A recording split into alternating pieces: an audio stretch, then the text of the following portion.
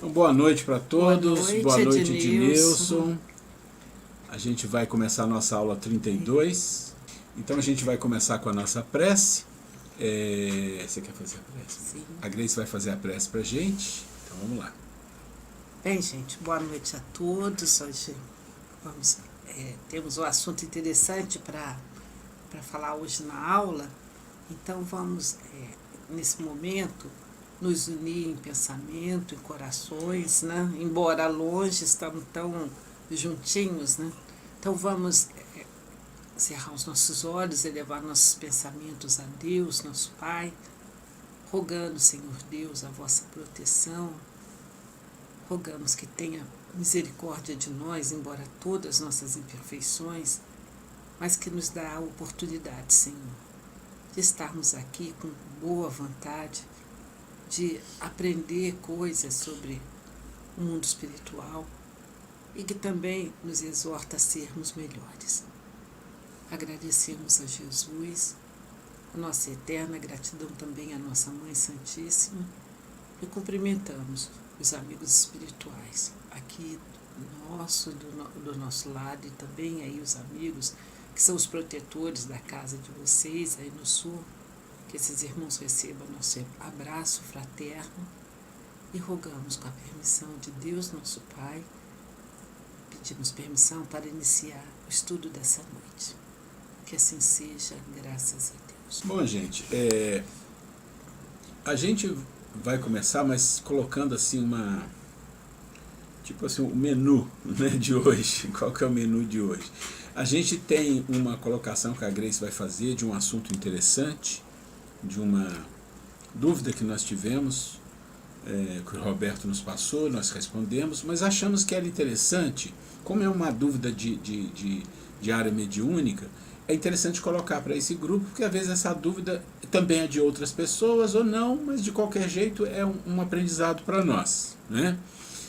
Então a Grace vai colocar, depois nós vamos começar as nossas atividades na aula 32, e hoje a gente tem dois adendos para colocar que são pertinentes ao assunto, que é a caridade, né, como uma maneira da gente trabalhar o processo de desobsessão. Quer dizer, a força que o processo da caridade pode gerar para um processo de desobsessão no médium, ou uma desobsessão em alguém que está sendo tratado. Então isso é uma coisa muito importante a gente entender. A gente tem um adendo também que fala do perdão, mas eu não sei se a gente consegue chegar até ele, mas se não a gente vai na aula que vem, porque é o último assunto desse módulo, né? É o item 6, e a caridade como um processo de desobsessão, e a gente vai falar de um adendo que vai nos mostrar o processo da caridade, da indulgência, da benevolência e do perdão. Não sei se a gente chega até lá, mas de qualquer jeito eu estou só passando como vai ser o processo hoje. Então o Roberto fez uma solicitação de uma questão de uma pessoa que está no grupo, eu não sei se nem está no grupo mediúnico, mas está na casa.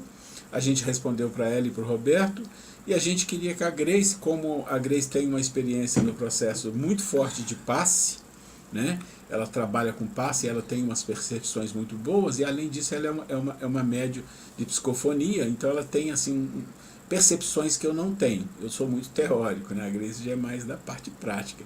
Então ela vai falar um pouco pra gente. Então, em primeiro lugar, quem foi a pessoa? Deixa eu ver se eu vou lembrar o nome. Eu não sei se é Letícia. Foi alguma não, das Letícia. meninas aí que fez a pergunta?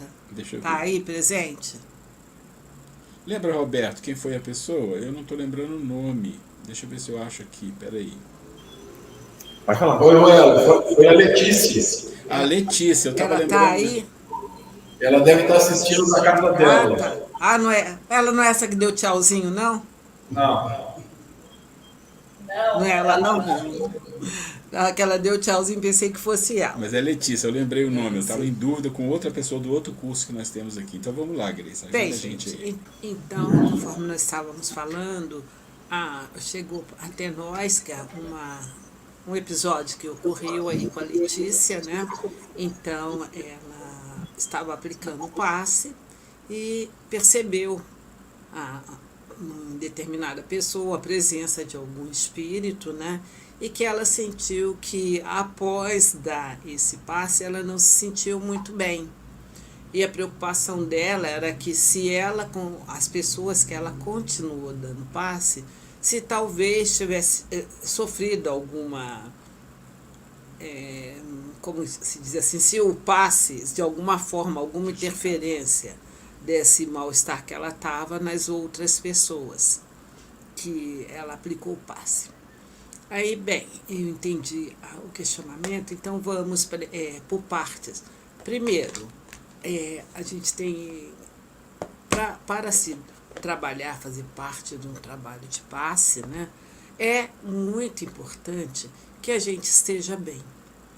No dia que nós vamos trabalhar com passe, nós devemos procurar até ter uma alimentação assim mais frugal, não evitar assim, coisas muito pesadas, bebidas alcoólicas, né, carne, muito coisas, enfim, ter uma alimentação mais leve, sobretudo próximo da reunião. Aí vão perguntar, Grace, mas como que eu não trabalho o dia inteiro, às vezes uma agitação o dia inteiro, né? E como que eu vou ficar esse dia inteiro? Que o ideal é que a gente esteja desde de manhã naquele estado de prece, um bom estado psicológico, mental, para poder aplicar o passe. Mas a vida a gente sabe como é. Se isso não é, se a gente não consegue ficar esse dia inteiro nessa sintonia, que seja, que a gente reserve um tempinho antes da reunião, que tome um banho, se organize. O Divaldo Franco, ele dá dicas assim, bem diretas, fala inclusive sobre a questão de colocar muito perfume, que não se deve, o desodorante muito forte, para não perturbar a pessoa que está recebendo o passe. Ele questiona até a questão de o mau hálito, gente, para ter ideia. Já é falado isso, que nós devemos, quando a gente se aproxima de uma pessoa, né, que o passista deve ter esses cuidados, né, de ter uma boa higiene bucal, tudo para evitar que desconcentração na pessoa que está recebendo o passe. Então, quer dizer, é uma coisa tanto na parte física, nós devemos ter cuidado, quanto nessa parte emocional, do estado do bem-estar. Se a pessoa não está passando bem, não está se sentindo bem de saúde, o ideal é que não vá fazer o trabalho de passe, que vá para receber. Né? Ponto. Número 1, são esses quesitos que o médium, o médium passista, precisa ter. Precisa ter essas qualificações, estar bem naquele dia, né? Se preparar para esse trabalho. Bem, vamos lá, chegamos à situação da Letícia. Chegou, foi dar o passe e ela... Ué? Ela estava bem, segundo ela falou, mas aconteceu isso. Percebeu ali uma presença espiritual e que ela, a partir daí, ela se sentiu meio mal.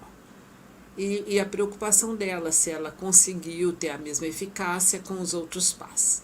Gente, então, como eu estava falando, o ideal... Primeiro, a gente tem que ter plena consciência que quando nós vamos aplicar o passe, não é a Grace, não é o Maurício, não é a Letícia, não é o Roberto, não é o Ednilson, não é a pessoa, o médium. Nós somos apenas mesmo instrumentos. Os espíritos precisam do nosso fluido animal ali para usar, para poder mais diretamente atuar sobre aquele paciente, aquela pessoa que está ali para receber o passe. Mas a nossa participação é mais essa mesmo, que quem ministra o passe são os espíritos responsáveis. E pensem só, do mesmo jeito que eles cuidam da pessoa que vai receber o passe, ele cuida da gente também. Primeiro, numa casa espírita, quando entram, né, que nós sabemos, né, já falamos isso, quando uma pessoa vai à casa espírita, muitas vezes ela leva consigo os companheiros espirituais do dia a dia, todos nós temos espíritos que nos acompanham no dia a dia. Né? Muitos não entram, ou porque não querem, ou porque às vezes não é permitido, para evitar algum tumulto na reunião, né? Mas muitos entram junto com a pessoa que vai assistir uma palestra, que vai para um trabalho qualquer, E esses irmãos que nos acompanham, muitas vezes, eles são assistidos. Naquela palestra ali que ele está vendo de 30 minutos, no trabalho de passe, os desencarnados, que acompanham os encarnados, muitas vezes já ficam ali. Muitas vezes tem aquele start também de ouvir a palestra, né? Tem aquele despertar, aquele interesse em se melhorar. Então é altamente benéfico quando a gente vai ao centro espírita. Via de regra, quando a gente chega lá, a gente acalma a mente. A gente não fica pensando em coisas ruins, muito pelo contrário, a gente pede ajuda a Deus, né? A gente recarrega a bateria. Então, eu estou falando isso tudo porque, caso aconteça de ter algum irmão mais necessitado, então a gente não precisa ficar preocupado que a gente estando bem, por isso que eu falei também no início, eu frisei, é importante que o médium esteja em boas condições, né? De saúde, de tranquilidade. Né? A gente estando bem, a gente não vai absorver absolutamente nada. Percepções. Quem é de vocês da passe vai concordar comigo. A gente, ao ministrar o passe, a gente tem as percepções. Sobretudo aqui no coronário, né? Eu percebo muito coronário e cardíaco. Percebo muito. Quando está mais aquecido, né? Quando você percebe, quando você coloca a mão, quando você, nos plexos da pessoa que está assistindo, quando a gente vai pôr na mão, assim, muitas vezes a gente consegue sentir assim, com muita precisão, né? A diferença entre uma pessoa e outra quando a gente vai. Então, esse magnetismo, essa permuta de energias. Né? Mas, gente, quem está ministrando o passe ali são os espíritos. Esses dias aconteceu algo muito interessante na casa espírita. Há 15 dias atrás, tinha um casal com um bebezinho. Acho que eu falei com vocês. Eu acho que eu comentei com vocês. E a carga energética que aquele bebê que eu parece que eu senti, que não estava um dia quente nem nada. Eu apliquei o passe na mãe, no pai dele, tudo, e depois fui aplicar no bebezinho. Na hora que fui aplicar o passe no bebezinho, o suor em mim pingava. Assim, as minhas costas ficou molhada. Algo assim muito inusitado de se acontecer, né? Então, eu percebi que ali houve algo diferenciado nessa permuta de energia. Mas, respondendo a Letícia, certamente não houve nenhuma, ela não prejudicou nenhuma das outras pessoas, que a preocupação dela era essa, após dar esse mal-estar que ela sentiu. Ideal, se ocorrer algo assim, se você não se sentir bem, para de dar passe. Deixa que o outro colega assume discretamente, você se afasta, né? Quem está ali coordenando vai perceber, né, que houve alguma coisa, e depois você se explica, né? O ideal é que, se você se sentir mal, que você não dê o passe. E que tenha certeza.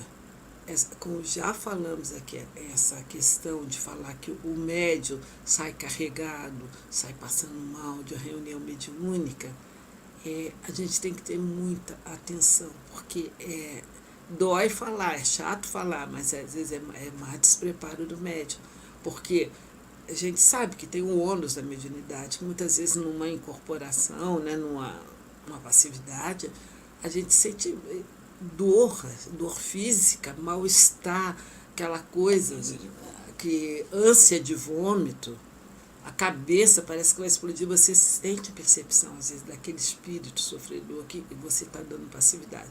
Mas acabou, foi retirado, os próprios espíritos responsáveis já fazem a dispersão, já tira tudo de você. A gente não tem essa de sair de uma reunião. Se a gente está saindo de uma reunião mal, tem que procurar entender o que é, conversar com o dirigente da reunião. De repente, a gente que está precisando de ser atendido, né? de tomar passes e tudo mais. Porque, via de regra, a gente não sai com nada. Quer ver, haja visto, a gente vê. Que, aliás, vamos falar agora de outras questões. A gente vê em centro de Umbanda, pessoas que tomam aquele bebida alcoólica, né? E depois não sente nada, não fica com ele. A substância física, né? E assim mesmo nós, quando vamos aplicar um passe, mesmo que, ou numa reunião mediúnica, numa incorporação, mesmo que a gente tenha todos esses ônus, essas percepções que a gente sente do espírito que a gente está atendendo, às vezes numa questão do espírito suicida, um espírito que está muito doente, uma situação muito difícil, a gente tem percepções no corpo físico, naquela hora que você está ali. Acabou. Os espíritos tiram com a mão toda aquela percepção.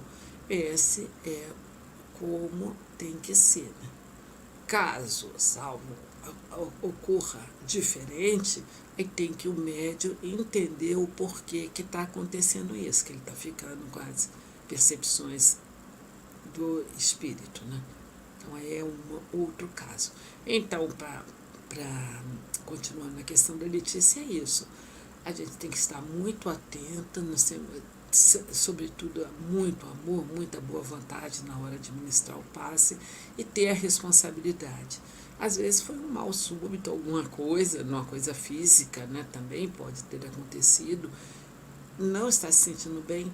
Para discretamente, né, e deixa que o colega, os companheiros que estão trabalhando, termine o trabalho. E fique tranquila, Letícia, se ela estiver ouvindo, que você não atrapalhou ninguém em nada, porque os espíritos que são responsáveis, que estavam ministrando o passe através de você, ele toma conta. São eles que são os responsáveis por isso, de energizar as pessoas que vão em busca do passe. Então, é isso, minha gente. Se ficou alguma dúvida, pode abrir aí o microfone. Até Maurício estava falando com o Rueno, que nós precisamos começar aqui no nosso grupo. Quando vocês falam, a gente ouve aqui com nitidez. Então, vamos fazer um acordo. Se de repente alguém quiser falar alguma coisa, colocar alguma coisa, você, Roberto, uma das meninas, qualquer um de vocês, que é só levantar, abrir o microfone, né? A gente esclarece dúvida, conversa, troca ideias e experiências, né? Vamos usar disso. Então, fica a minha pergunta, se alguém quiser falar alguma coisa, acrescentar ou fazer alguma colocação, é só abrir o microfone e falar. Tá bom, gente? Ficou claro, Maurício, o questionamento? Então, tá bom, gente.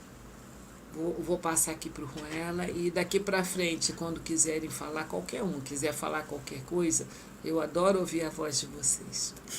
Então, por favor, falem. Tá bom, gente? Ok, então vamos... Deixa eu colocar o Ednilson aqui também na jogada, que ele já voltou. Nós vamos começar a nossa aula, deixa eu puxar aqui então. Então, nossa aula é curso para médios, aula 32. A gente está num assunto que é o final do módulo 3. Então é o seguinte, nós estamos no módulo 3, vocês lembram que o nosso curso são 4 módulos. O módulo 4 ele não é muito grande, mas ele tem uns assuntos muito interessantes. E hoje a gente está trabalhando no tema 5 e vamos entrar agora no 6, a prática da caridade como ação desobsessiva. Então vamos lá, pronto, vamos lá. A gente vai falar um pouco de o que a caridade tem a ver com o processo desobsessivo. Só que a caridade que a gente vai colocar aqui não é exatamente a maneira como às vezes o próprio espírito entende. A palavra caridade tem uma conotação um pouco deturpada pelo próprio espírita. Fala caridade, você pensa logo em assistência social, em doar coisas materiais para as pessoas e coisas desse tipo, que é uma assistência, que é ajudar as pessoas que estão em dificuldades materiais. Mas a caridade que nós vamos falar aqui é a caridade que Jesus coloca para nós, tá? que é a indulgência, a benevolência e o perdão. 3 coisas que fazem a caridade, né, de acordo com Jesus. É disso que nós vamos falar. E para falar disso, nós temos que entender algumas coisas dentro do processo espírita e algumas coisas que envolvem até outras religiões. Então é um adendo que nós vamos fazer, né, aqui. E eu queria contar rapidamente para vocês uma história. Lá em Louveira eu trabalhei muito tempo com o Roberto, e teve uma época que o Roberto foi para outra cidade e eu fiquei lá, e eu trabalhei coordenando eu já fazia a parte teórica da mediunidade, doutrina, e comecei a fazer a parte prática de reunião mediúnica. Já tinha um grupo muito bem formado, que o Roberto formou lá, um grupo muito bom, e praticamente meu trabalho foi menor, foi dar seguimento, né? Eu fazia a orientação, a Grace trabalhava na psicofonia, e tinha lá uns 12 médios mas pessoas assim muito bem fraternas, uma convivência maravilhosa. Foi um momento muito bom da nossa vida. E a gente continuava estudando, esse mesmo grupo mediúnico, com mais outras pessoas que não queriam fazer a parte mediúnica, mas trabalhavam na doutrina. Continuávamos a estudar, e tem uma hora da apostila que a gente fala sobre diferenças entre a Umbanda, o Candomblé e o Espiritismo. É um assunto da apostila importante para as pessoas compreenderem. E eu lembro que com o grupo, nós éramos um grupo acho que de uns 15, mais ou menos, que estava estudando. Eu lembro que nós começamos a falar, e eu conheci uma pessoa, e essa pessoa, eu conversando isso com ela, ela me disse: olha, nós temos aqui um centro de Umbanda que eu frequento, essa pessoa falou, muito sério, assim, assim, assim. E se você quiser falar de Umbanda, por que você não vem aqui e conversa com o responsável do terreiro, para ele dizer o que ele pode falar de interessante para você? Eu achei aquilo incrível. Eu sou um cara que busco as coisas, eu gosto de saber das coisas, eu me envolvo, né?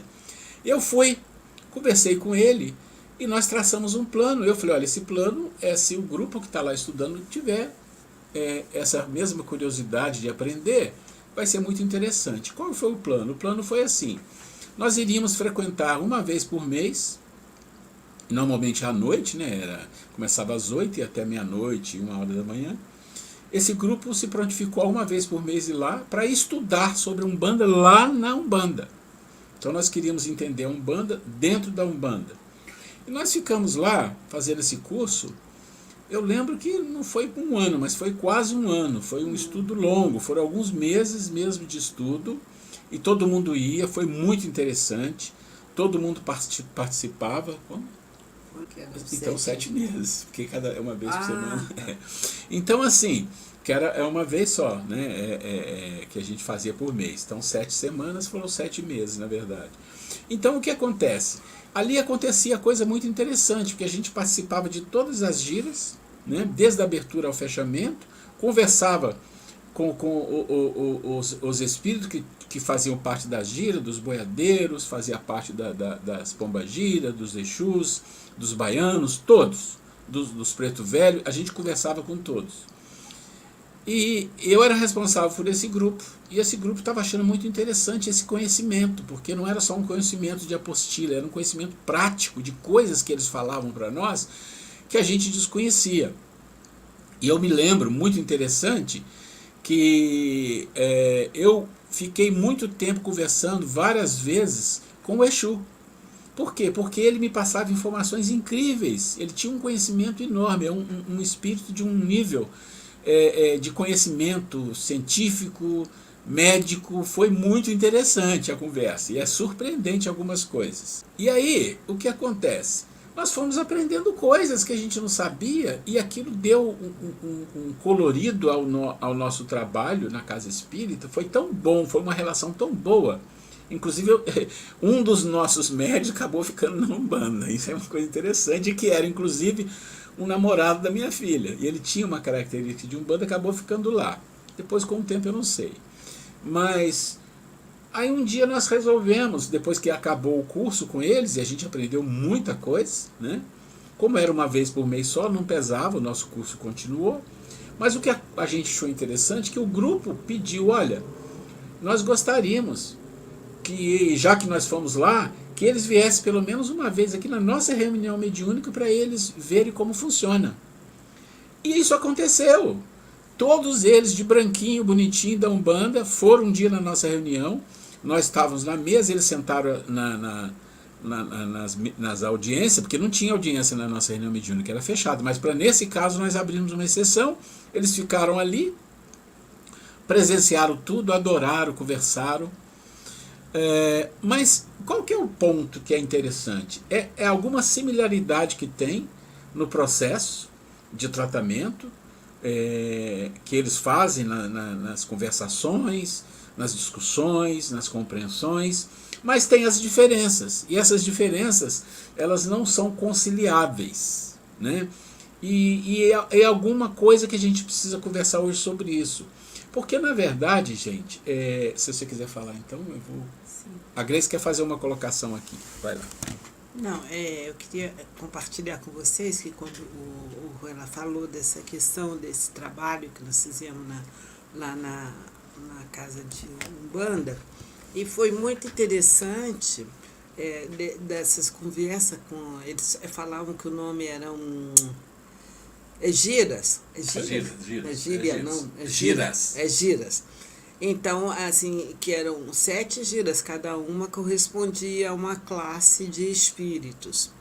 E nessa dos espíritos que era dos Exus, o Exu que era o responsável, que era o que incorporava do Vanderlei, que era o senhor que era... Responsável do terreno. O responsável.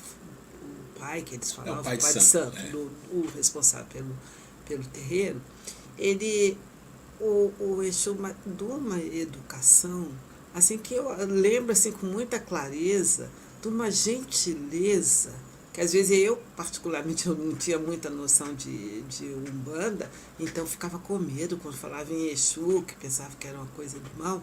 E ele colocou para a gente com tanta clareza que quem são os Exus?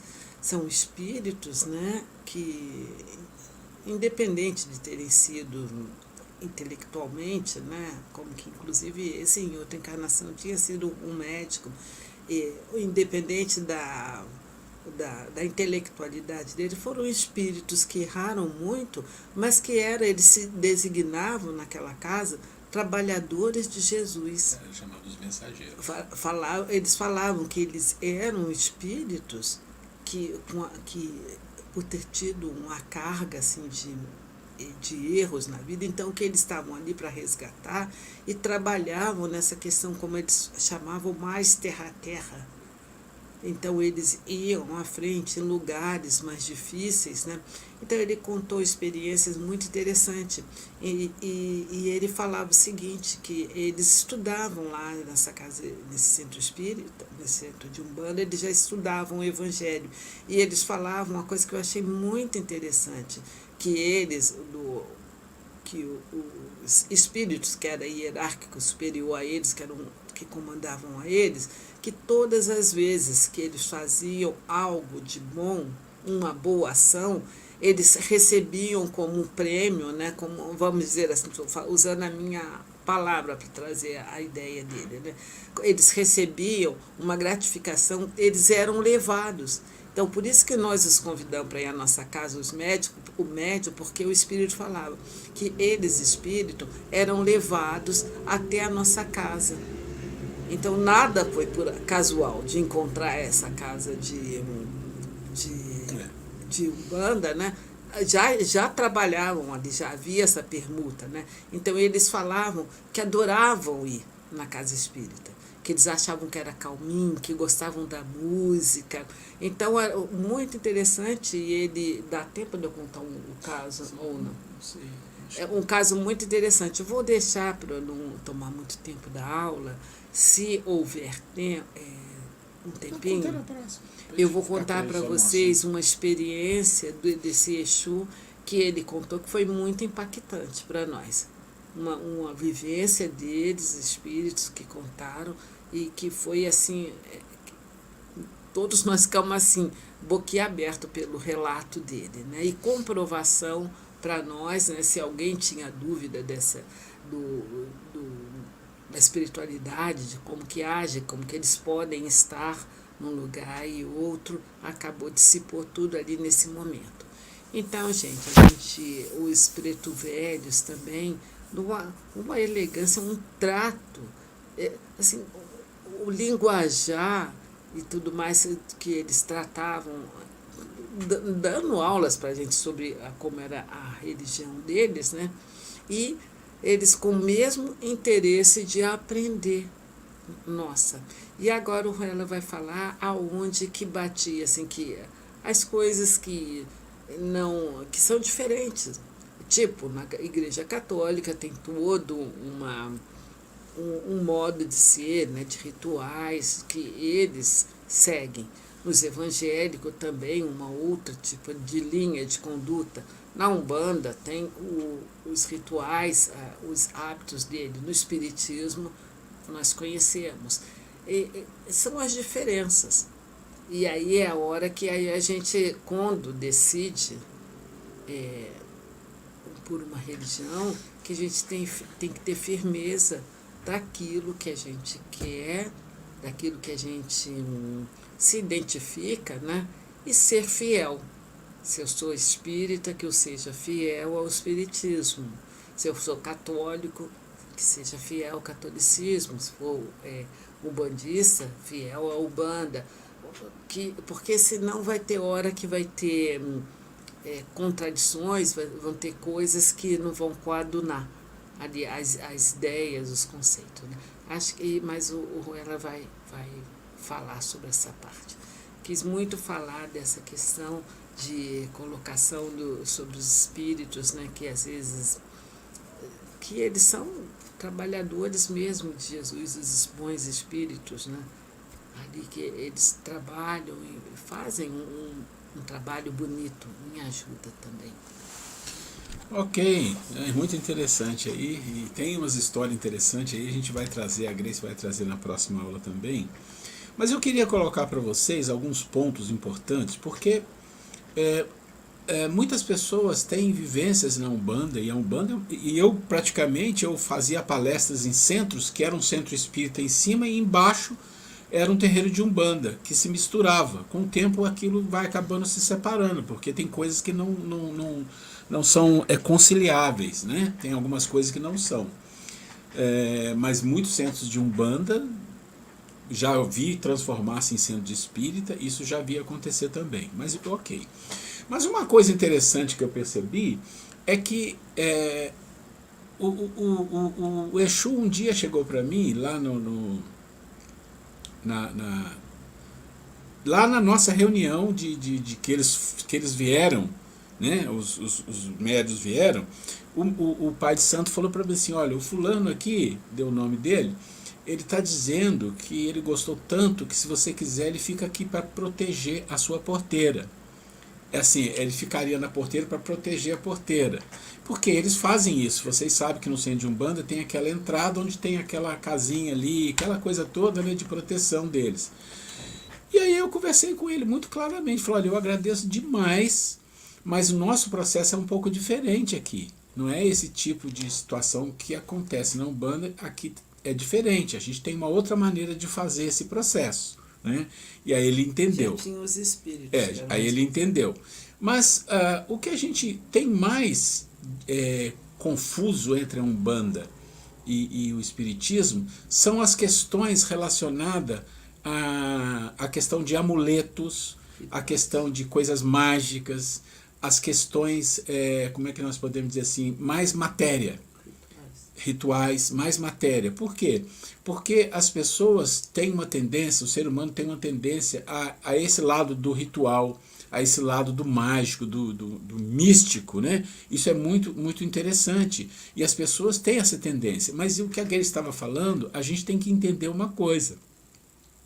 Não há problema nenhum uma pessoa ser umbandista e espírita e católica, não. Desde que ela não misture as coisas. Isso e aí fica difícil porque é muito difícil não misturar.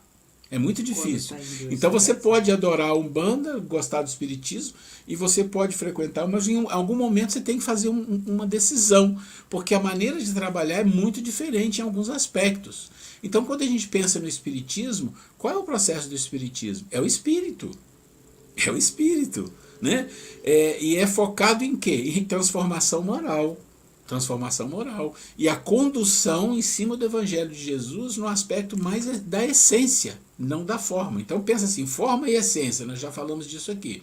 Então quando você fala de forma, você está falando das coisas materiais, você está falando dos livros, você está falando dos livros doutrinários, você está falando da palestra, está falando do estudo, você está falando de todo esse processo, você está falando de ritual, tudo isso é forma.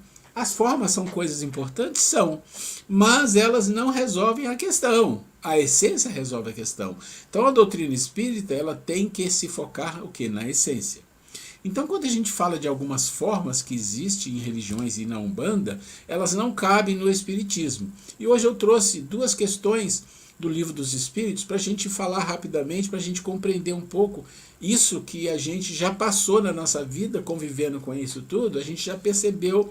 E a gente tem que ter cuidado para a gente não entrar num campo em que haja uma confusão, tem ali uma mistura que se faz, e isso não é saudável para a pessoa nem para o espiritismo. E não estou aqui falando que a Umbanda é ruim, que o catolicismo não é isso. Eu estou falando assim, se nós somos espírita, nós trabalhamos com o espiritismo. Né? Então vamos lá. E dúvidas estamos aqui, tá?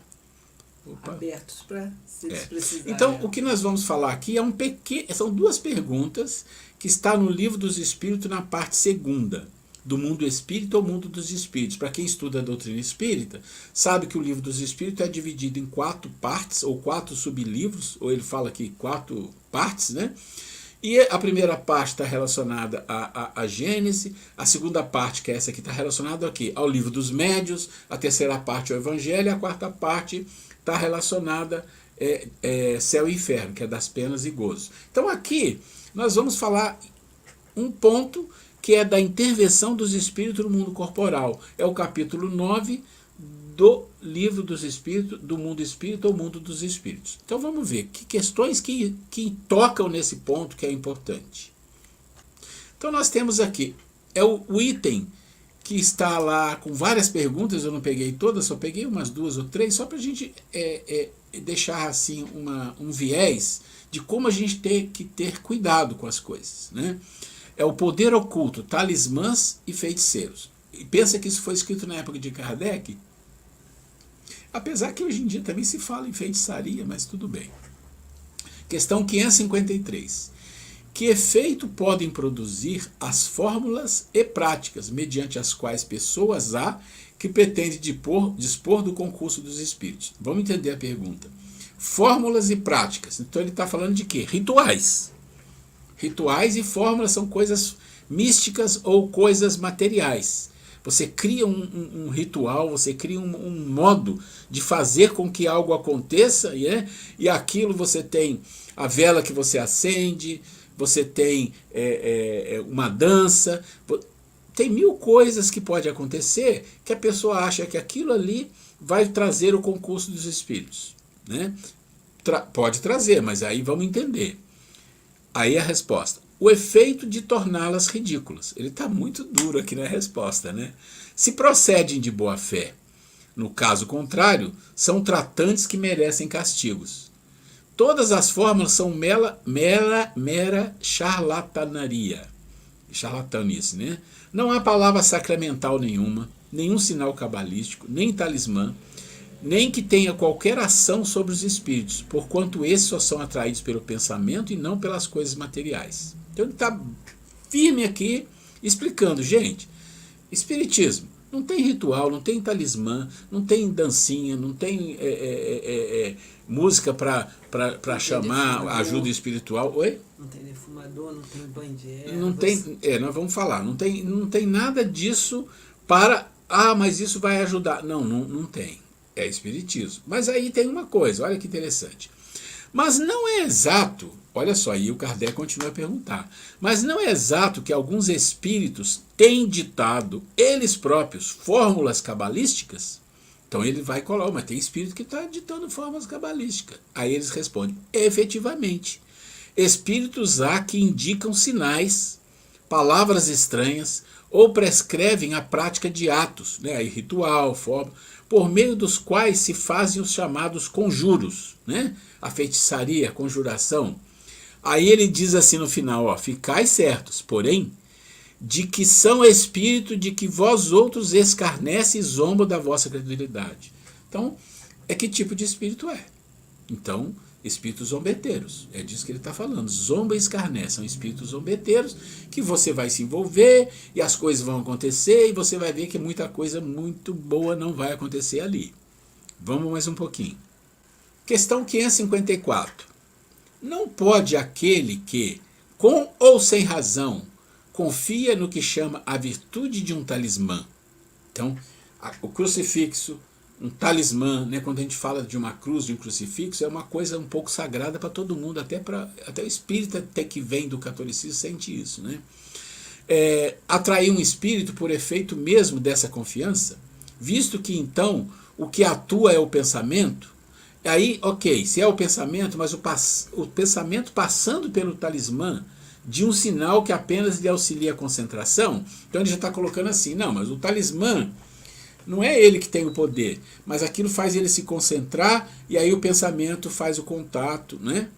Aí ele responde assim, os espíritos, é verdade, mas da pureza da intenção e da elevação dos sentimentos depende a natureza do espírito que é atraído.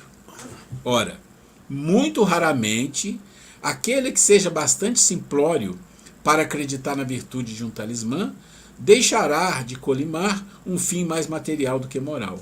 Então ele está dizendo assim, olha, quem são os espíritos que vão ser atraídos por isso? Mesmo da simplicidade da pessoa. Aí ele diz assim, qualquer porém que seja o caso, essa crença denuncia uma inferioridade e uma fraqueza de ideias, que favorece a ação dos espíritos imperfeitos e escarninhos, os que escarnecem. Né? Deixa eu só ver uma coisa aqui. Ok. Eu trouxe só essas perguntas só para a gente entender assim. Às vezes as pessoas falam assim, olha fulano, toma um banho de erva tal, toma um banho de sal grosso. Não tem problema nenhum. Nenhum. Inclusive lá no Livro dos Espíritos fala. Não tem problema. Assim não, aí é diferente. Toma um banho. Aí que está o ponto, a cientificidade da coisa, gente. Olha, toma um banho de sal grosso com uma erva, que não sei o quê. Isso não é para ser feito dentro de uma casa espírita, porque o espiritismo não trabalha com isso. Mas qual é o efeito que tem você tomar um banho de sal grosso e uma erva? Qual é o efeito? Relaxante, porque é uma coisa científica. Não é um espírito. Os espíritos, quando você tomou banho de sal grosso e de erva, vieram e te deram um passe. Não é isso. Não vai a própria praia, né? É o processo da cientificidade daquilo. Vocês já foram no mar? Já viram lá nos livros do André Luiz como a água do mar, como o próprio mar, aquele estar naquele local, aquilo te energiza? Porque ali tem uma energia magnética forte que ajuda. Então a gente não pode misturar. E o medicamento das ervas também, são medicinais. Sim, né? O medicamento é o que a gente está falando. Então a gente está querendo explicar aqui que não é um problema. A pessoa, vou tomar o banho de sal grosso com uma erva, não é problema nenhum, isso é bom, isso é saudável no sentido que revigora, mas isso não é um trabalho da doutrina espírita. A doutrina espírita trabalha com essência, a doutrina espírita trabalha com espírito, com os fundamentos espirituais. Então, para buscar uma relaxação, você pode tomar, não tem problema, só vai fazer bem. Mas se você quer estar mais tranquilo, mais em paz, você quer ter mais energizado, vai tomar o passe, vai tomar água fluida, vai ouvir uma palestra, vai trabalhar a sua parte interior. Então a gente queria trazer esse pequeno adendo aqui, porque a gente vai falar de um assunto que é muito importante, que é a caridade. Aqui nós estamos falando de caridade. Caridade no seguinte sentido. Quais são as coisas que o Espiritismo tem para nos ajudar no nosso processo de evolução e quais coisas que não são do Espiritismo, e que muitas coisas que não são do Espiritismo, você, por exemplo, vai rezar um Pai Nosso, vai rezar uma Ave Maria, que as pessoas falam que é da Igreja Católica, a gente reza e isso faz muito bem. Então, eu não queria deixar passar isso antes da gente continuar com o nosso assunto, que vai ficar muito interessante. Vamos lá, minha esposa quer falar. E também, gente, não só essa questão de relacionada à Umbanda que foi colocado, de ervas e outras práticas, esse develo, essas coisas todas. Para vocês terem noção, uma pessoa do nosso grupo de estudo aqui da nossa Casa Espírita veio questionar sobre a questão que ela se diz católica, mas já fez um curso no ano passado, está fazendo curso esse ano, tudo, e ela é confusa. Ela vai à igreja, vai à missa, vai no espiritismo. E aí ela se sentindo assim que ela não estava, o termo que ela usou, que tem que fazer a comunhão, e que ela se sentia assim que estava, quando estava na igreja católica, se sentindo como se estivesse fazendo uma traição de ela gostar do espiritismo, de estar frequentando o espiritismo. Aí foi aquela coisa, a hora que eu questionei para ela, quando alguém pergunta qual a sua religião, o que você diz? Ela falou assim, eu não sei, eu acho que eu sou católica, eu acho que eu sou espírita. Eu falei, olha, veja só, é hora de você... que maravilha que é ser católico. Eu vi de igreja católica, que lindo que é uma missa. Seja um pai de um companheiro nosso desencarnou e o pai dele era católico e nós fomos à missa do 7º dia. Aquela coisa, apesar que está muito diferente, mas bonito todo aquele ritual. Todas as pessoas que estavam ali, estavam todas, aquela igreja lotada, todas com bons pensamentos, certamente, né? Que ninguém estava lá pensando em coisas ruins dentro de um templo, né, de oração. Mas foi o que eu falei com ela, exatamente como nós estamos falando aqui entre o Umbanda, o Candomblé, o Espiritismo, que a pessoa se posicione. Uma vez eu ouvi de um espírito, até o Roberto, se não me engano, foi através do Roberto, salvo engano. Se o Roberto está aí, se não foi... que ele colocou a seguinte coisa, se tiver 2 barcos, se tiver com um pé em um pé em outro, foi até em relação em pessoas frequentar 2 casas espíritas mesmo, nem foi de outra religião. Que tem gente que vai no centro espírita, vai no outro, é preferível você focar em um, trabalhar ali, né, fazer o que você tem, se dedica numa casa, para não ficar, se você está com um pé num barco e outro no outro, você vai ali, né, acabar uma hora, ficar em desequilíbrio, né? Então, aí a questão dessa moça, né, que eu conversando com ela, eu falei, olha, você precisa se posicionar de uma maneira até maturidade. Se quer ser uma católica, seja uma boa católica. Que linda a religião católica. Quer ser um evangélico, seja um bom evangélico, uma pessoa, um bom evangélico. Os evangélicos fazem trabalhos belíssimos, né? Na recuperação de dependente químico, eles vão às ruas, falam, divulgam o evangelho, com a fé que eles têm, eles faz aquilo de coração, que maravilha, né? Se quer ser umbandista, que comungue com todos aqueles rituais, a roupa, aquelas roupas brancas ou de outras cores, né? Os banhos, colocar determinadas plantas, né? Aquele comigo ninguém pode, erva disso, erva daquilo, espada de São Jorge. São que na botânica, né, são plantas que são medicinais, que têm realmente nessa energia de, muitas vezes até de cura, né? Até na homeopatia, tudo vem da natureza, né? Mas que fique claro, se decide ser espírita, tem que compactuar, tem que ser fiel à doutrina espírita. Não pode misturar ser católico e evangélico, ser católico e espírita, ser ubandista e evangélico, ubandista e católico. Fica uma confusão.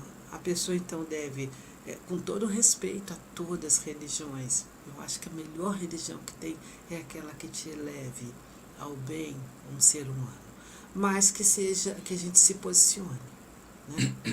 que a gente tenha uma firmeza naquilo que você quer, porque senão você se perde nas suas crenças, né? Chega uma hora que vai ter conflito, nós vamos falar daqui para frente os prováveis conflitos que possam vir a acontecer quando você começa a misturar muito as coisas. É isso. Bom, nós vamos seguir um pouquinho mais aqui. Aqui a gente já volta para a apostila, né? E a gente está fechando esse capítulo, mas ele vai ter um adendo muito grande que vai falar de perdão, de indulgência e benevolência. Então vamos ler aqui. Diante da realidade das perseguições espirituais consequentes do atraso moral da humanidade, então olha que frase que pega, né? Então ele está dizendo assim, as obsessões em quantidade enorme que existe na humanidade é pelo atraso moral da humanidade. Há de se indagar como se prevenir das obsessões. A obsessão, para se instalar, depende da sintonia entre perseguido e perseguidor. É aquilo que eu sempre falo, são os interesses comuns. É dessa comunhão de pensamentos que se deve afastar. Ou seja, os interesses não podem ser comuns, tem que mudar os interesses. Para tanto, somente a elevação dos sentimentos e dos pensamentos criará a devida proteção contra as investidas dos obsessores. Nesse contexto, surge a prática do bem pela vivência da caridade, aqui que começa, tá? Que se constitui na mais eficaz ação preventiva das obsessões. Só que essa caridade aqui, ela passa também, gente, pela ajuda material, pelos trabalhos de assistência que a casa faz. Claro, isso é muito positivo, mas o processo é muito mais profundo. Porque quando você doa coisas materiais para as pessoas, você ainda está no mundo da forma. A caridade que Jesus coloca, que é a indulgência, a benevolência e o perdão, aí você está no mundo da essência, que é o que vai contar para a nossa iluminação. Em o Evangelho segundo o Espiritismo temos caridade e humildade, tal o único caminho da salvação. Egoísmo e orgulho, tal da perdição. Esse princípio se acha formulado em termos precisos nas seguintes palavras: amará a Deus de toda a tua alma, de todo o teu alma e o teu próximo como a ti mesmo. Toda a lei e os profetas se haja contido nesses dois mandamentos.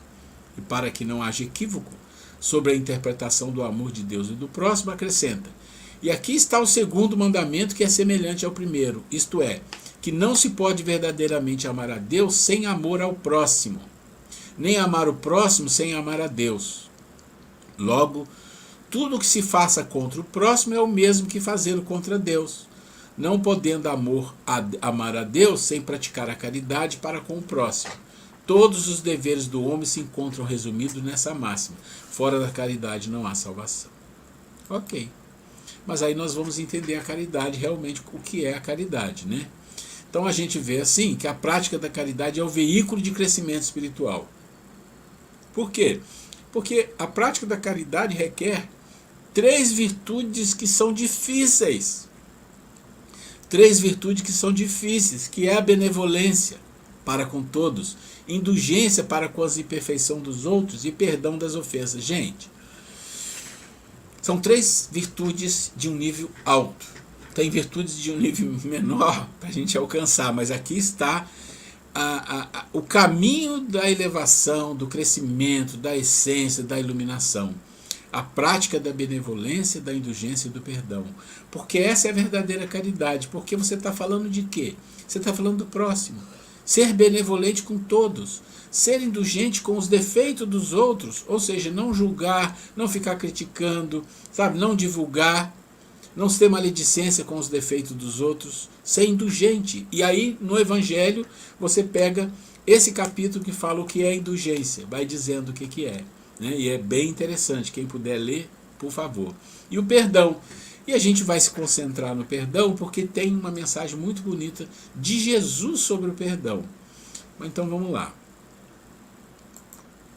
Então, assim a caridade é definida exatamente por Jesus. Então a benevolência, entende-se por benevolência toda disposição favorável com o próximo. Ou seja, você ajudar o próximo, né?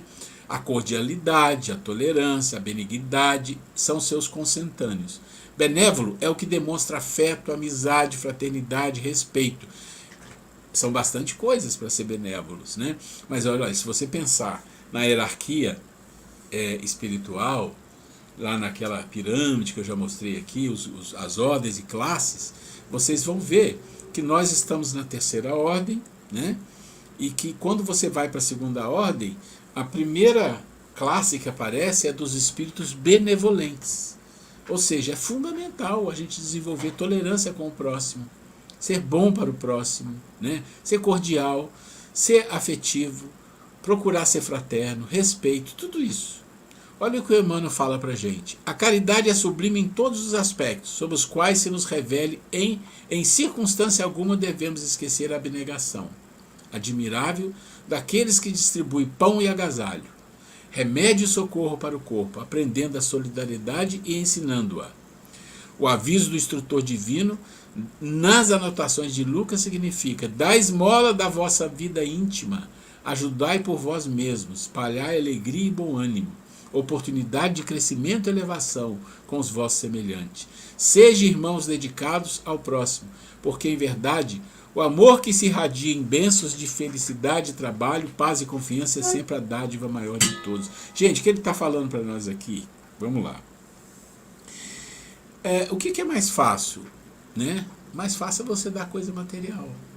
Você faz uma campanha de cesta básica, faz uma campanha de alimento, vai lá e dá para o pobre, e aí você sai feliz porque alimentou. Acabou. Isso não é caridade, isso é importante, ele está falando, mas a verdadeira caridade é você fazer o quê? É você dar coisa do seu íntimo, né? É o que ele está falando ali. Ajudai por vós mesmos, espalhar alegria, bom ânimo, oportunidade de crescimento, elevação. Dai esmola da sua vida íntima. Isso é caridade. Antes disso, é um treino de desapego, de poder tirar o dinheiro do bolso, tirar alguma coisa que você tem e dar para os pobres. É fundamental. A Casa Espírita, como instituição religiosa, ela ajudar as pessoas que têm dificuldades materiais de alimentação, de roupa, o que for. Isso faz parte. Mas o espírita, infelizmente, ele começa a achar que aquilo já é caridade. Aquilo não é nem de longe caridade. E a gente chama isso de caridade. Né? E está claro que a gente ou entende o que Jesus falou e os Espíritos falaram, ou a gente vai ficar sempre remediando, tapando o sol com a peneira, falando, não, a gente faz caridade, olha quanta cesta, olha quanto... Isso não é caridade. Isso está muito claro. É importante e deve ser feito. Né? Assim como limpar a casa espírita, lavar, tirar a sujeira, isso deve ser feito, é importante. Isso não é caridade, é mais ou menos a mesma proporção. Vamos lá. Indulgência. Então falamos da benevolência, vamos para a indulgência. Indulgência é a capacidade de ser tolerante com as ações ou imperfeições dos outros. Ou seja, é muito difícil a indulgência, porque a gente, às vezes, nós não toleramos nada e pior, a gente ainda cria problema, a gente ainda cria ver defeitos, a gente julga, a gente quer mostrar os defeitos, as dificuldades dos outros. Isso, infelizmente, é assim, é o nosso nível evolutivo. É agir com bondade, fraternidade, solidariedade e misericórdia nos relacionamentos pessoais. Pode falar. Gente, essa questão de indulgência, o Jorge Lahar, aquele palestrista famoso aí no YouTube, ele esteve aqui sábado, em Taubaté, uma palestra muito bonita, muito interessante, ele é uma pessoa muito amável, e ele colocou com muita precisão nossa grande oportunidade nessa encarnação é o que? Nossa família, em primeiro lugar. De aplicar tudo isso, ser benevolente, ser indulgente, tolerante, né? Como às vezes, né, na rua, em sociedade, a gente põe até aquela capa, né, da educação, né? A máscara da educação, e é fácil, mas dentro de casa, com seus familiares, com seus mais próximos, esposo, a mulher, o marido, os filhos, irmãos, sogras e os familiares mais próximos, como às vezes é difícil a gente ser tolerante, ser compreensivo, né? Ser fraterno, né? Então, porque muitas das vezes até são esses mais próximos, aqueles desafetos do passado que precisamos aprender a amar, né? E às vezes mesmo não lembrando, como fica difícil. Então, está aí a nossa oportunidade de, com essa compreensão, começar dentro de casa. Que aí a gente vai levar para a casa espírita, vai para o nosso trabalho, vai levar em sociedade, vai levar na fila do banco, na padaria, no supermercado, no trânsito. Mas tudo começa dentro de casa. A gente ter respeito, estender a nossa família dentro da casa espírita, né? Que é o nosso caso, a nossa proposta, que nós aprendamos a ser solidário, fraterno, educados, né? Saber respeitar, ter humildade para ouvir, saber ouvir, né? Isso tudo é muito importante, tá? Tudo dentro dessa indulgência. E o mais interessante é a gente pensar assim, olha, a intimidade, ela cria uma condição de você ser mais honesto, mais descuidado, vamos falar assim, né?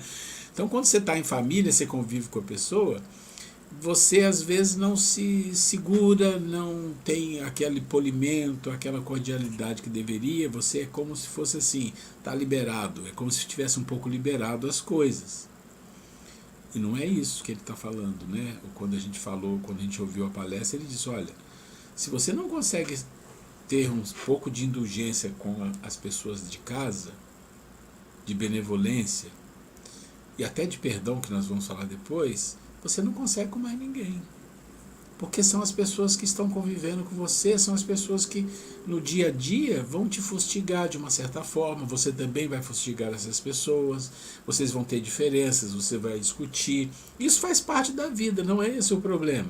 O problema é o quanto isso você deixa afetar a sua vida. E hoje a gente percebe que é muito comum as pessoas desistirem de relacionamentos, e quando você analisa, em geral não tem tantas coisas, são impaciências, são falta de indulgência, falta de ser mais gentil, de ser mais fraterno, porque a gente pensa que em família isso não é importante. Não, como não? É ali que a delicadeza, a bondade, né? Tudo isso deveria fluir. Então a indulgência começa em casa, né? Vamos lá. E o perdão? Então, olha só, benevolência, indulgência e perdão é as três bases do Cristo para a caridade. Perdoar é esquecer as ofensas de forma incondicional.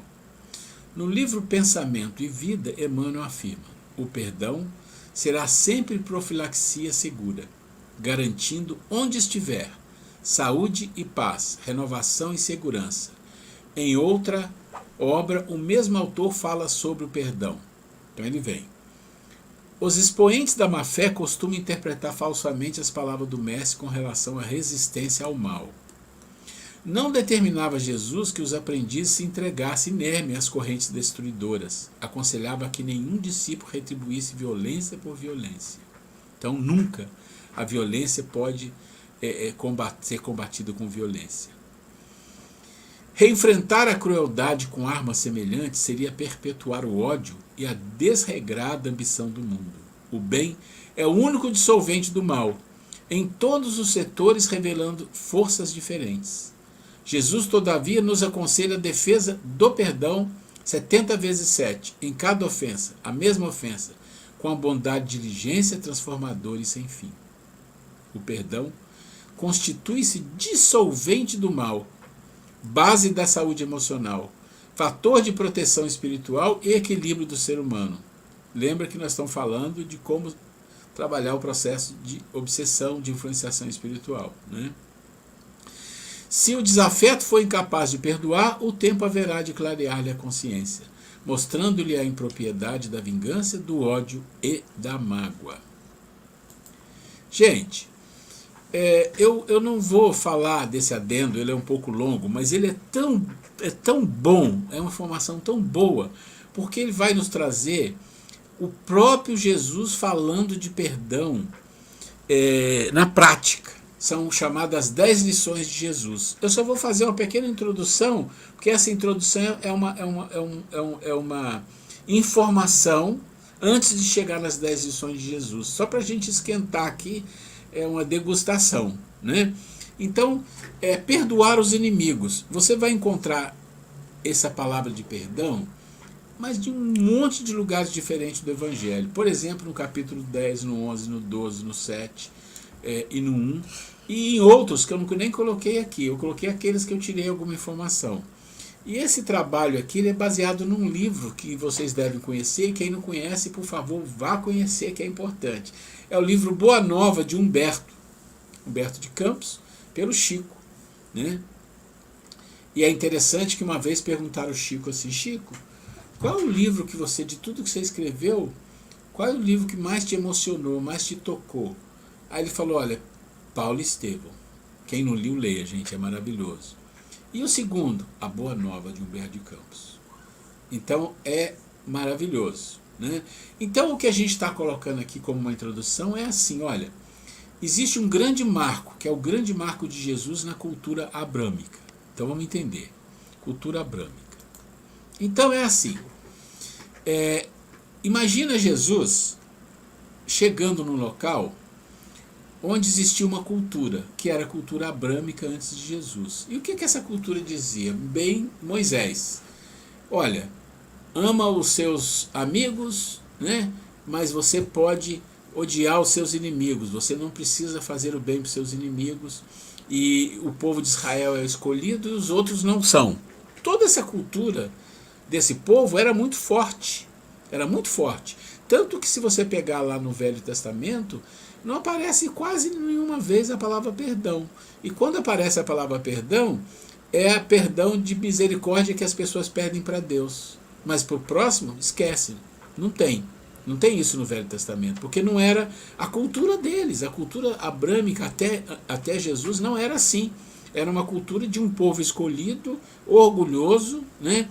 E bélico, porque eram bélicos, a gente sabe, estudando a história, né?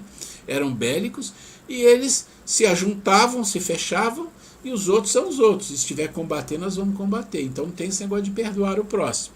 E aí Jesus chega como o Messias, aquele que vem salvar os judeus dos romanos. Então, e de novo, os judeus eram os escolhidos, o Messias chegou, e os romanos não servem para nada, vamos dizer assim, vamos combater os romanos, e o Messias chegou e vai acabar com tudo isso. Aí Jesus vai lá no Sermão do Monte, e ele fala: amai os vossos inimigos, fazei o bem aos que vos odeiam, e orai pelo que vos persegue e caluniam. Gente, o que acontece naquele momento? Tinha milhares de pessoas ali, e eles sabiam que ele falou aqui: aprendeste que foi dito, amareis o vosso próximo e odiareis os vossos inimigos. É isso que é a cultura deles. E aí Jesus fala: eu vos digo isso, amai os inimigos. Imagina os judeus pensando: como é que vamos amar os romanos? Que é impossível. Esse povo, não, como que vai amar inimigo? Não tem jeito. Aquilo foi uma bomba poderosa que foi jogado na cabeça das pessoas. Aquilo foi demais para as pessoas. E lembra que lá no Sermão do Monte não estava só os judeus, ali tinha gente de todo lugar, tinha gentios, tinha fariseus, tinha os doutores da lei, estava todo mundo ali. E como é que esse aí que se diz Messias vem fala uma coisa dessa para nós, totalmente diferente do que a gente aprendeu? Esse é o ponto de marcação, é o grande marco de Jesus na cultura abrâmica. Porque a cultura abrâmica, você tem o Islã, né, o Maomé, você tem o Moisés, e você tem os judeus e o Jesus. E Jesus praticamente é aquele que fala do amor e do perdão. E você encontra isso no Evangelho em quase todos os lugares. Isso eu estou dando uma degustação para a gente entendendo o contexto, tá? Entendendo o contexto. Bom, e no mundo inteiro, a gente teve dois grandes braços religiosos, né, de espiritualista. Um que é o braço da origem védica e o outro que é a abrâmica, que nós acabamos de falar aqui, né? Só que é interessante. Os védicos são 3.000, 2.000, 4.000 anos antes de Cristo, mas eles já falavam de perdão. Eles tinham essa cultura do perdão, de amar o próximo. Olha que incrível. Por quê? A origem abrâmica. Porque não tem na origem abrâmica essa questão. Porque o foco da origem abrâmica era o monoteísmo, é um Deus único. Então eles vieram com muita força no Deus único. E o Deus único era deles. Esse que é o ponto. O Deus único era deles, era o povo escolhido. E o Deus único. Bom, só que em algum momento o próprio Deus falou, não, eu sou o Deus único, mas não sou só o Deus deles, sou de todo mundo. Então alguém vai ter que ir lá e dizer isso para eles. Foi quando Jesus vem e faz o grande marco na cultura abrâmica. Amai os vossos inimigos. Esse é o ponto. Perdoa. Perdoa 70 vezes 7 a mesma pessoa, a mesma coisa. Isso é uma coisa de louco até hoje. Até hoje a gente não consegue engolir uma coisa dessa, né? Mas os védicos já eram assim. Tem um ditado védico que diz assim: sê como o sândalo, né, que perfuma o machado que o fere. Só para a gente entender. E nos Vedas você tem os próprios Vedas, o hinduísmo, o budismo, Krishna, tudo isso que já falava de encarnação, reencarnação, de perdão. Na cultura abrâmica isso apareceu com Jesus e agora com o Espiritismo. Ok. E aí a gente pega um capítulo do Evangelho segundo o Espiritismo, capítulo 2, para a gente entender aqui o que a gente está falando, né? A moral que Moisés ensinou era apropriada ao estado de adiantamento em que ele se encontrava os povos e que ele se propunha regenerar. E esses povos eram semi-selvagens quanto ao aperfeiçoamento da alma. Não teriam compreendido que se pudesse adorar a Deus de outro modo, que não por meio de holocausto, de rituais, nem que devesse perdoar o inimigo. Não ia colar. Moisés não ia emplacar nada ali com ele se ele fosse por esse caminho. Então o caminho de Moisés já estava definido. Apenas ideias muito imprecisas tinham os judeus acerca da vida futura. Outra coisa, gente, eles não têm esse conhecimento de mundo espiritual, não é assim. Não tinha esse conhecimento. E até hoje muitos não têm esse processo de compreensão disso. Acreditavam nos anjos, eles acreditam nos anjos, mas que são seres privilegiados, criados diferente de nós. Não sabiam, porém, que os homens podem um dia tornar-se anjos e partilhar a felicidade deles. Não está dentro da cultura deles. Isso não existe. Segundo eles, a observância das leis de Deus era recompensada com os bens terrenos. Gente, ainda é assim, muito assim. Se você tem muitas recompensas de coisas da terra, é porque você foi abençoado por Deus. Você foi abençoado. Quem não tem, não foi abençoado, né? Isso é só para a gente entender o contexto, tá? Aí eu não vou entrar aqui, vou deixar para a próxima aula, porque isso vai levar um tempo e eu quero, com esse processo aqui do contexto, até o final. Tá? Mas é um adendo lindo. Quem puder, não deixa de ver, de ver na aula gravada, porque nós vamos, de uma certa forma, compreender o perdão de uma forma um pouco diferente aos olhos de Jesus e seus discípulos. Jesus sabia que ele estava entrando na via crucis, vamos dizer assim, que ele estava entrando num processo que ele já ia ser crucificado em pouco tempo, e ele quis dar uma lição aos seus discípulos de perdão, mas na prática. Na prática. Então são as 10 lições de Jesus sobre o perdão. Gente, é isso que a gente tinha para trazer hoje. Deixa eu fechar aqui. Deixa eu tirar aqui.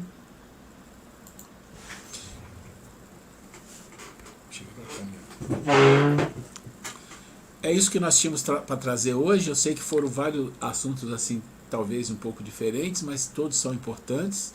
Eu espero que tenha entendido. De novo a gente volta a falar, a Grace já colocou. Se ficou alguma dúvida, alguma coisa, podem colocar no WhatsApp. A gente gosta muito disso. Se a gente definir que a gente pode, aí no momento que vocês estão fazendo alguma colocação também, a gente não tem preocupação com isso. Aí cabe a vocês, ao jeito de vocês trabalharem, não o nosso. Mas assim, a gente fica extremamente feliz de estar vendo vocês aí com paciência, com tolerância, desenvolvendo a benevolência de nos suportar do lado de cá. É isso, meus queridos. Vamos.